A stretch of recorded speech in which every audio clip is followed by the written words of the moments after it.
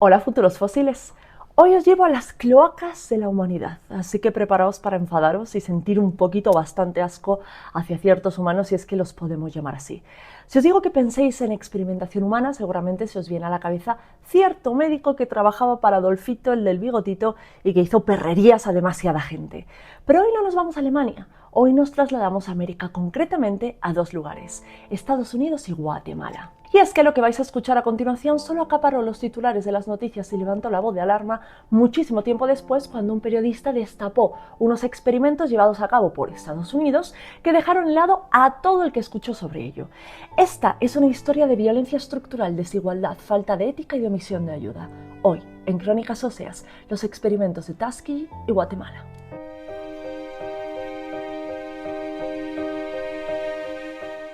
Bueno, pues antes de meterme de lleno en estos dos experimentos, tenemos que conocer de primera mano la bacteria que está detrás de ellos y todas las repercusiones que tiene. Y os aseguro que a medida que vayamos avanzando en la sífilis, que es esta bacteria, vais a ver lo horrible que es.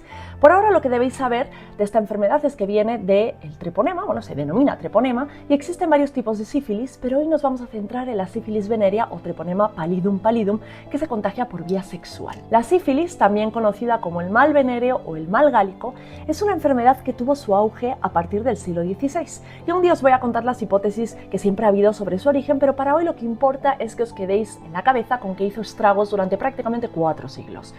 Pese a que se intentó tratar con muchas cosas, entre ellas el mercurio, que es altamente tóxico, lo cierto es que no fue hasta 1943 que se empezó a utilizar la penicilina como el tratamiento efectivo para frenar la enfermedad. Y ya sé que me vais a decir que la penicilina se descubrió 2 décadas antes, pero es que no fue hasta los años 40, que si lo pensáis es hace nada, que se empezó a aplicar para este tratamiento. Pero ¿qué hace la sífilis y qué pinta en todo esto? Pues ya os he dicho que es una enfermedad que se contagia al mantener relaciones íntimas. Así que imagínate tú como un señor victoriano, si eres mujer imagínate como esposa de un señor victoriano, que le encanta irse por ahí a tener relaciones con mujeres que a su vez tienen relaciones con otros, ya me entiendes, y te contagias.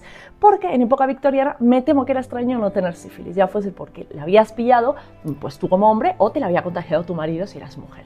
Pero en fin, tras la relación van a pasar entre 10 y 90 días hasta que empieces a desarrollar un chancro, que es una especie de úlcera que va a aparecer en el pituelo o la puchaina, dependiendo de quién seas, aunque pueda aparecer realmente en cualquier área de mucosa que haya estado en contacto durante la relación con la bacteria. El chancro no duele, así que a veces ni te vas a dar cuenta. Estás en la primera fase de la sífilis y antes de 1943 la habías cagado y te ibas a arrepentir el resto de tu vida. Ahora, van a pasar entre 3 y 6 semanas si el chancro se va y tú sigues con tu vida pensando que nada pasa, hasta que empiezas a sentirte como con gripe y con tus ganglios inflamados, que si dolor de cabeza, fiebre, puedes perder pelo y lo que más te va a llamar la atención, te van a aparecer unas manchitas rojas a modo de puntitos en las plantas de los pies y de las manos. Estás en una fase secundaria. De momento el malestar pasará y te tranquilizarás. Ahora empieza la fase de latencia. Te sientes bien, no hay problema, pero la bacteria se está expandiendo sin remedio y sin control por todo tu cuerpo. Y puede tardar desde unos meses hasta 10 o 15 años hasta que vuelvas a sentirte fatal. Pero querido, lo que viene a continuación no se lo desearías ni a tu peor enemigo. Porque comienza la sífilis terciaria. Imagínate que has estado bien durante años y de repente una neurosífilis tardía, atrofia cerebral, cambios de comportamiento y personalidad, pérdida de memoria, problemas para dormir, que en etapas más tardías se convierten en agitación, psicosis, depresión, alucinaciones, crisis convulsivas, problemas oculares, tremores. Pero también puedes desarrollar incontinencia, problemas de equilibrio, dolores muy fuertes, parestesias, pérdida de la propiocepción, crisis viscerales, cambios visuales, neuropatía de Charcot que te afecta a los pies y a los tobillos. Y si esto no te parece suficiente, puedes presentar cambios en tu cara y en tu cabeza que se van a ver así. Y en tu cuerpo en general que se va a ver así. De hecho, la sífilis es visible en huesos y en sus estadios más severos aparece una lesión que solo se ve con esta enfermedad, que se llama caries Zika. Te voy a dejar al lado un dibujo de cómo se vería esta persona y una fotografía real de un cráneo. Bueno, pues ya sabes entonces todo lo que se debe saber para entender este vídeo. Prepárate porque vas a flipar.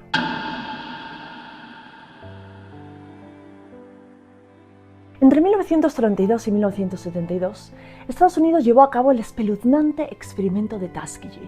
Nos situamos en Alabama, en la década de los 30, y esta estaba profundamente marcada por la Gran Depresión y la persistencia de la segregación racial. La economía, basada en la agricultura y la industria, sufrió un duro golpe, mientras que la segregación impuesta por las leyes de Jim Crow continuaba afectando la vida de la población afroamericana. Así que imaginarás que sus condiciones de vida eran nefastas, aunado al enorme racismo, es decir, que pasaban muchísimo sufrimiento, apenas podían sobrevivir y sacar adelante a sus familiares. Y como no podía ser menos, los estadounidenses dijeron, ¿por qué no sacaremos partido de esta situación? Y eligieron a este grupo para que el Servicio de Salud Pública de Estados Unidos llevase a cabo su experimento. Se reclutaron a 600 trabajadores jornaleros de origen afroamericano de escasos recursos y se les dijo que recibirían compensaciones por participar en un estudio para recibir tratamiento totalmente gratuito contra la mala sangre, sin especificar más. Como recompensa, además del tratamiento sin costos, les darían comidas gratuitas durante lo que durase las visitas médicas, les proporcionarían transporte para poder acudir a los médicos y en caso de muerte les pagarían todos los gastos funerarios siempre y cuando permitiesen autopsiar los cuerpos. Lo que perseguía realmente este estudio era ver la evolución real de la sífilis y todas las complicaciones que podía tener a nivel físico y mental. Y de hecho, el nombre real del experimento era Estudio de Tuskegee sobre la sífilis no tratada en el macho negro. Y la intención, con la que inicialmente se aprobó el proyecto, era la de introducir mejoras en el sistema de salud pública para los grupos menos favorecidos. De los 600 jornaleros, 399 estaban enfermos de sífilis y 201 era un grupo de control, y esto significa que no tenían la enfermedad. Inicialmente se esperaba que se les diese un tratamiento posterior al estudio por parte del fondo filantrópico de Rosenwald, pero la Gran Depresión hizo que el fondo se retirase del proyecto aludiendo a falta de recursos, lo que dejó a estos hombres totalmente desprotegidos con una enfermedad brutal. Así que lo que empezó siendo un estudio en el que se contemplaba tratar a los pacientes se convirtió en uno sin el objetivo de hacerlo, solo observar qué pasaba con ellos, lo que fue una flagrante violación de derechos. Y tened en cuenta algo, sí, el experimento empezó en 1932 cuando no había cura para la sífilis, pero cuando llegó la penicilina como remedio, adivinad qué, no se la dieron nunca. Nunca recibieron medicación ni ayuda, solo placebos hasta que murieron. Finalmente, en 1972, un periodista comenzó a investigar y se llegó a la conclusión de que había sido éticamente injustificado, y en 1973 el fiscal Gray pidió una compensación para los participantes del estudio y sus familias. En 1996 se abrió el Tuskegee Legacy Committee, que persuadió al presidente de entonces, Bill Clinton, a pedir perdón, además de desarrollar estrategias de investigaciones éticas. Si os interesa este tema, en la cajita de descripción tenéis toda la bibliografía. What was done cannot be undone. I am sorry. Y ahora mi pregunta para vosotros y vosotras. ¿Vale con que un presidente pida perdón y se dé una compensación económica? ¿Qué exigiríais vosotros? O sea, lo que voy aquí es que al final no se eligió a población al azar. Se eligió a población afroamericana de escasísimos recursos que honestamente iban a decir que sí al experimento porque les iban a dar comida, les iban a dar transporte, les iban a dar medicinas, y si morían sus familiares no iban a tener que cargar con los gastos de su entierro. Entonces, estamos hablando de nuevo de unas dinámicas de poder que al final parece que se busca favorecer al más pobre para darles, ¿no?, políticas públicas de calidad, pero en el fondo esto no está pasando. Fijaos, cuando el fondo Rosenwald dice, me lavo las manos, yo me voy de aquí, a estos señores se les deja totalmente solos y abandonados para que mueran a su suerte, mientras unos investigadores observan las repercusiones de la sífilis en el cuerpo. Antes de seguir, ya sabes, llegó la hora de que te pida que te suscribas y que comentes, que me ayuda muchísimo. Gracias.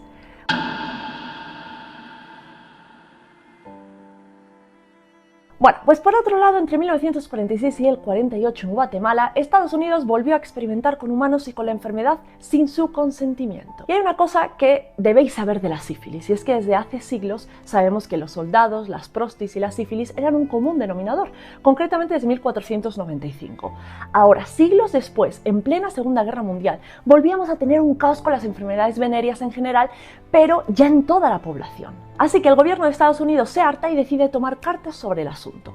Vamos a ver, 1946 ya existe la penicilina, pero oye chico, que a ellos les da igual. Y total, como no va en contra de sus hijos o ellos mismos, pues deciden, arre, vamos a experimentar. ¿Qué puede salir mal?